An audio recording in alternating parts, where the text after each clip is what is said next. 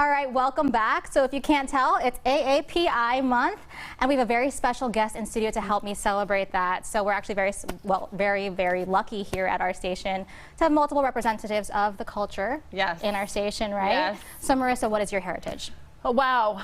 I always give people 3 guesses, actually, and I'm always like, guess what I am, besides a human, obviously. But I am a Timex, like the watch. Okay. I'm Thai and I'm Mexican, but I have also Chinese culture in the background. Okay. So it's like a huge melting pot, which I Melting love. pot, yes. Now, may I ask, what heritage are you? Filipino. So we are opposites, right? So there's a lot to learn about these different cultures, even though it's within the same family, right? So we're going to interview each other about some quick basics about our cultures. And I'm going to first interview Marissa. Ooh. So Marissa, first question. What is one of the most important values in your culture? Wow. Okay, so I feel like in my culture, it was sort of like a yin-yang, because we had the more reserved and then we had the more sort of crazy side. But across the board, it was really respect for the individual cultures. The respect for culture, the respect for people, the lovingness, the kindness that went with that culture. And I'm almost positive that's across different sorts of cultures besides, you know, celebrating this month.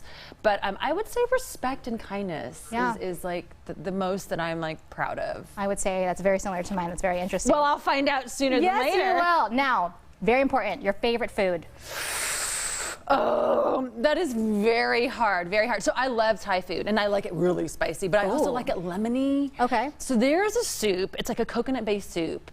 It's called tom yum goong, which means is like a shrimp, but you can actually use chicken, and it's like a lemon, coconut, milk. It is delicious. So if you haven't had it, I encourage you to get it. Sounds delicious. It's so good. All right, last question. Your favorite custom or tradition?